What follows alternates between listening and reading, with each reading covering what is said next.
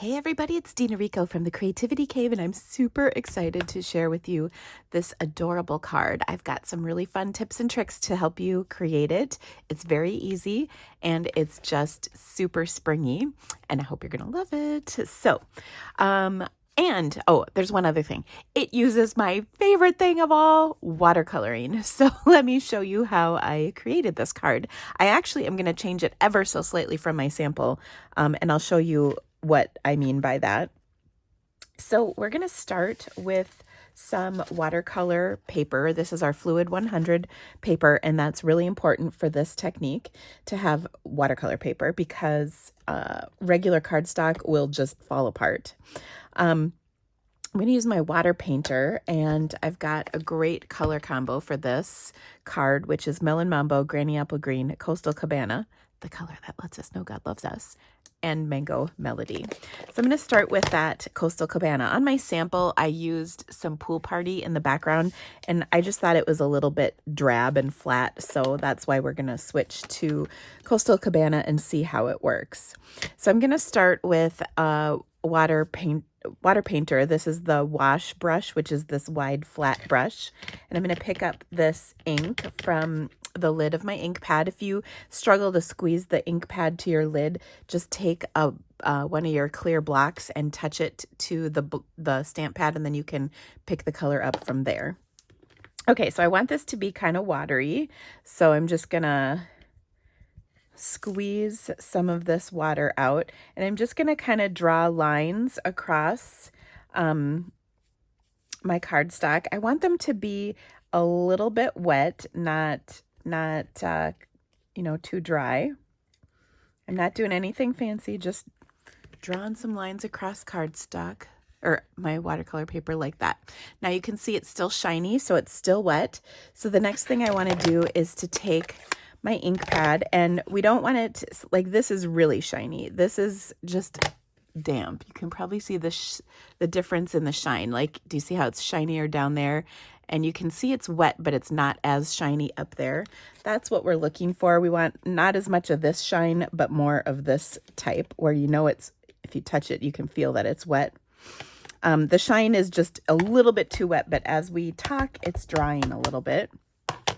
So I've inked up this stamp from my Petal Park stamp set, and I am going to, no, this is the way I want it. Nope. I'm going to stamp it. It probably doesn't really matter on here, like so. And what I love about this is you can see that it's really crisp where it's going off the area we colored, so that's nice and dry. It's feathered just a little bit up here, which was kind of the perfect amount of wetness, and then it's really dispersed down here where it was a little bit wetter, and that's exactly what I want. It's just to soften those lines, and it looks really pretty. The next thing that I want to do is create some flowers to go on the background that I created. We're going to do the same technique for those flowers. For this, I want to have some scraps of watercolor paper. So these are leftover from, these are just scraps left over from different things. This was left over from trimming that paper. And so what I'm going to do is take and use my two different colors here. So I've got some Mango Melody and then some Melon Mambo. And I'm going to just do the same technique where I take my watercolor brush, and I really want this to be light, not too bright. So I'm just kind of going over this area. Same exact thing. We want it to be wet, but not drippy wet. And then I'll take my stamp, ink it up really nicely and well. Okay, that looks good. And then we're going to stamp this over the top. I do want to take a look at my punch and make sure I'm stamping it in the right orientation to make it easy to punch. And I think I've got that. So we'll stamp this down hard. Sorry, my table's shaking. And you can see the exact same thing happened. I have a crisper image and a couple of slightly less crisp images. So we'll repeat this whole process. I'm going to clean my stamp. Make sure it's really clean. And then I'm going to, I am going to repeat this with my Melon Mambo. Again, I want a lighter color. I don't want it super bright. So all we need to do to make it lighter is to just make sure it's watered down. Okay. Oops, I just closed my ink pad. Let's open that back up. All right, we're gonna stamp this down. Well inked. Stamp it down. If it's real shiny, just give it a second to dry. All right. There we go. And we have feathery flowers happening. I'll repeat this once more with my Coastal Cabana, and I just have these punched already. That way you didn't have to watch me do it a third time. You get the idea. Now I'm going to take my punch and we're going to punch these out. I will tell you that it's a little bit hard to punch through the watercolor paper. But a couple of tips. One, and this is an important one, make sure it's dry before you try punching it. Not only is it harder to punch, but when those fibers are wet, they don't want to crisply cut. They want to kind of shred, and you won't get crisp cuts, and it'll be harder to punch. Now I like to heat both the front and back side of my watercolor paper. Watercolor paper is designed to hold a lot of water, and so when you do that, not only does it flatten out, notice that, but it helps make sure it's actually dry all the way through, which is important. Okay, I'm going to go ahead and line these up with my punch, and we'll punch them both sides. And like I said, I did my Coastal Cabana ones already. Okay. And there we go. Next, what we're going to do, and by the way, if you really struggle with the punching, you can do this with a die cut instead of a punch. So you can just switch to a different set. In fact, in the Petal Park, or in the, I think it's called Regency Park Suite, we have another whole bundle, and the Sentimental Park set has stamps that you could do this with that have coordinating dies. So you can switch to dies if you don't have the punch strength in your hands. In fact, we're going to use that set for our sentiment. Okay, so let's put this all together. I am going to start with my biggest flower here, and we're going to attach all of these with glue dots. So I'm just going to put a glue dot right here in the center, and you can see, do you see how drab this color looks compared to this? I really like this a lot better, so I'm glad I switched my background color. I just have so often gone to pool party for my cardstock because it's just, or for my watercoloring, because it's just kind of a nice neutral color in the background, but you know, you really can't go wrong with Coastal Cabana.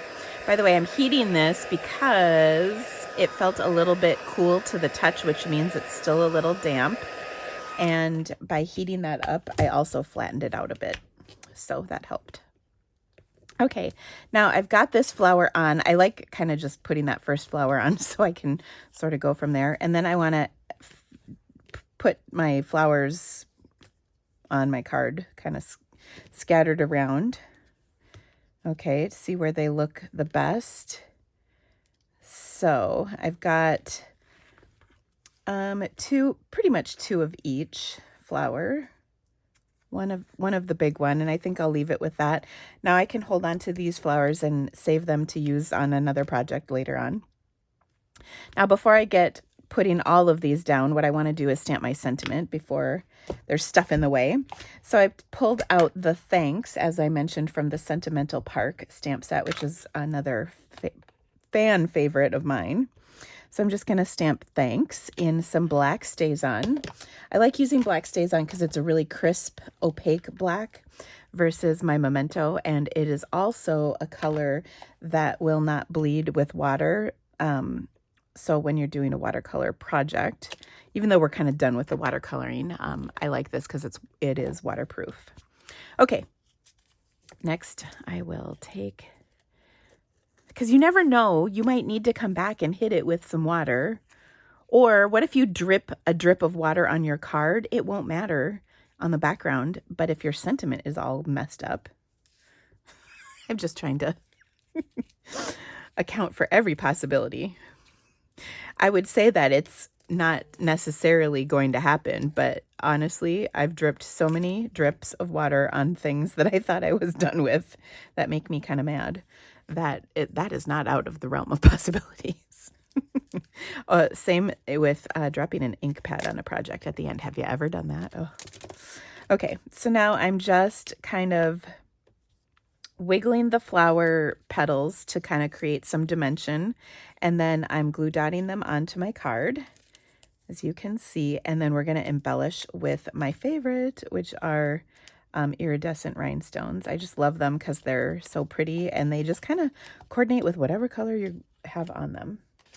Now, I'm doing this video actually for a blog hop that I'm a part of, and the theme was Fuzzy Buzzy Friends, I think, and I loved the buzzy in that, so I'm going to add a really fun embellishment to these, which is some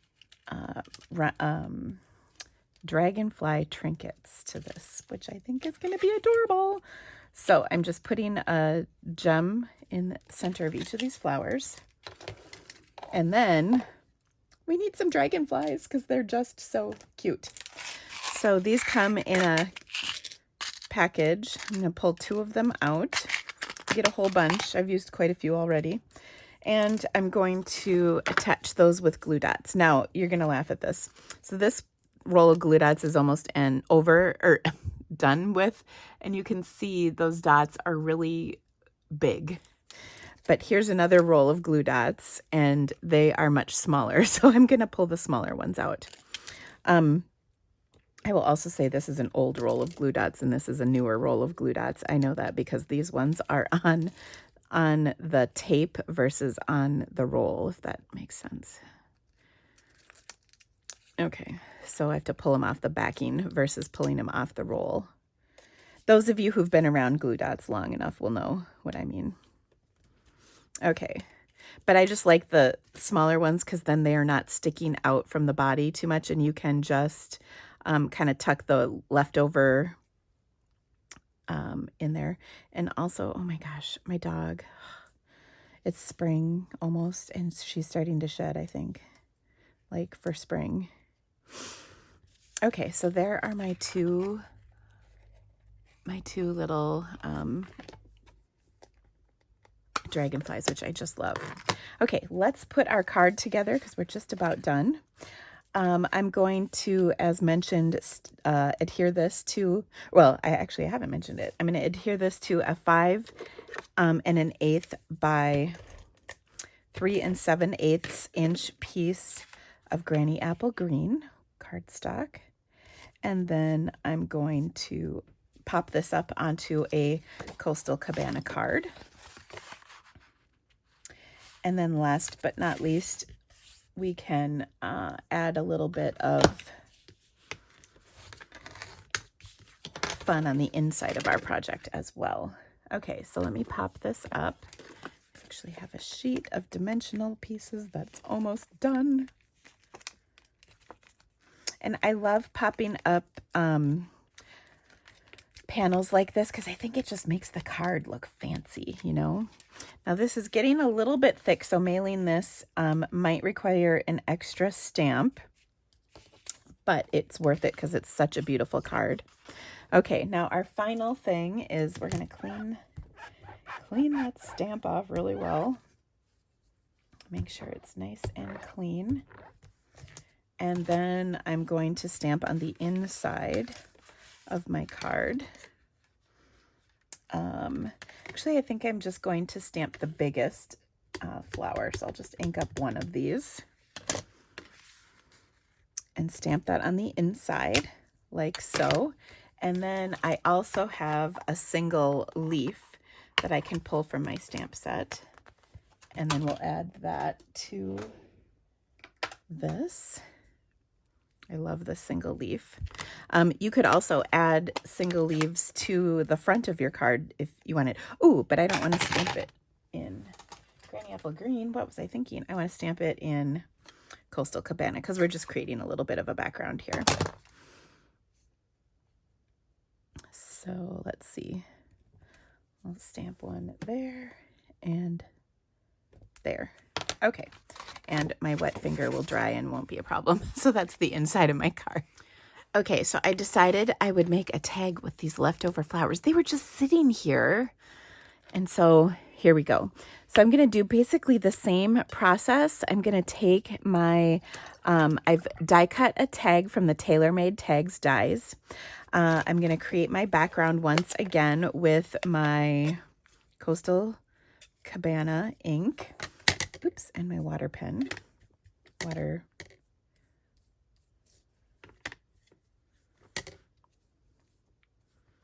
Okay, so I've just got a really light background.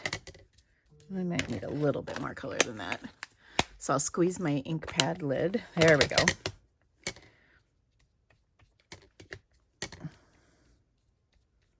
Okay, now that we've got that, I'm going to take that single leaf and stamp a few of those on here.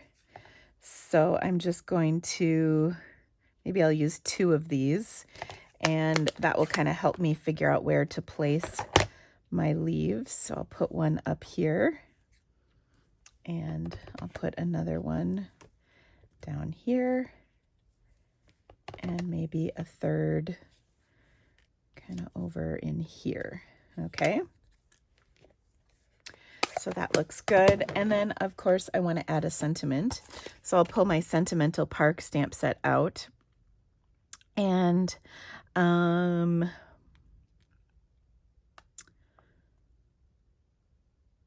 let's see.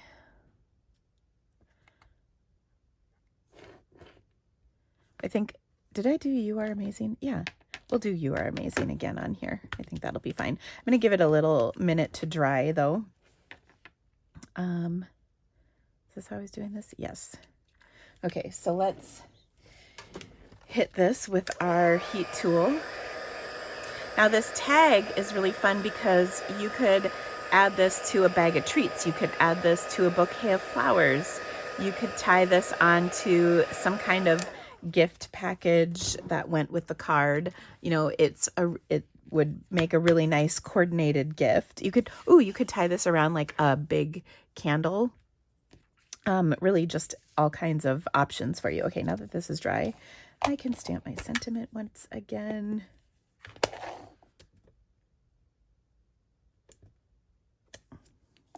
Okay, we'll add our flowers like we did before with our glue dots.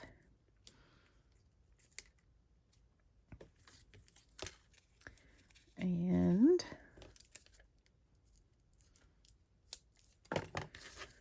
oops, I'm just going to tuck this one in a little bit. So that looks lovely. We'll embellish, of course. I mean, hello. You don't need to give me an excuse to embellish. Okay. Oh, so cute.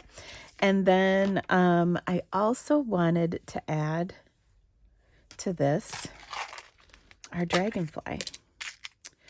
So we'll take our other glue dots. These ones are on the roll. Don't you love that I'm using 2 different glue dots based on size? Those of you who have crafted a long time will understand. Those of you who haven't, just use the glue dots you have. It'll be fine. Okay.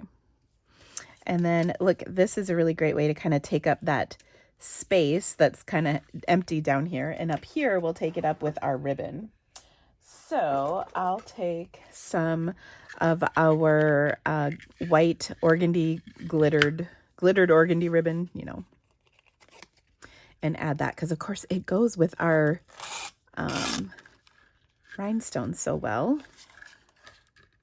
And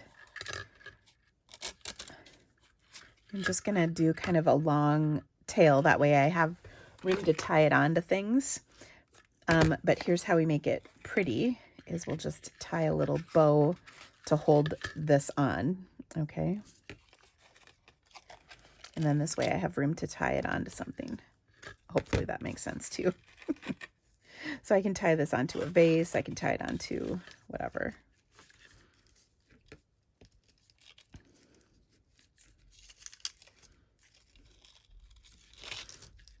And I hope you've loved this project.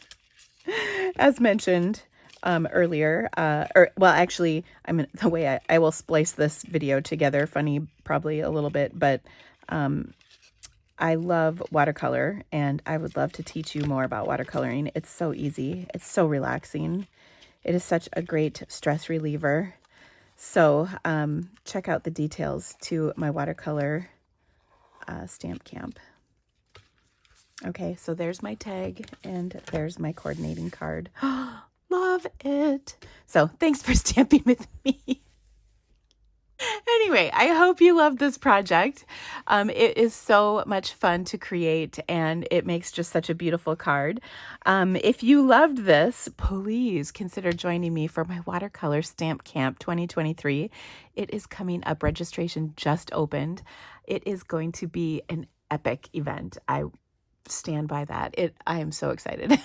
I love watercoloring, and I cannot wait to share with you all kinds of amazing watercoloring projects. I'll put a link to my watercolor stamp camp up here. And if you like this video, could you please give me the thumbs up and subscribe to my channel? I would be so grateful. Thank you so much, friends. Have a great day. We'll see you soon. Bye.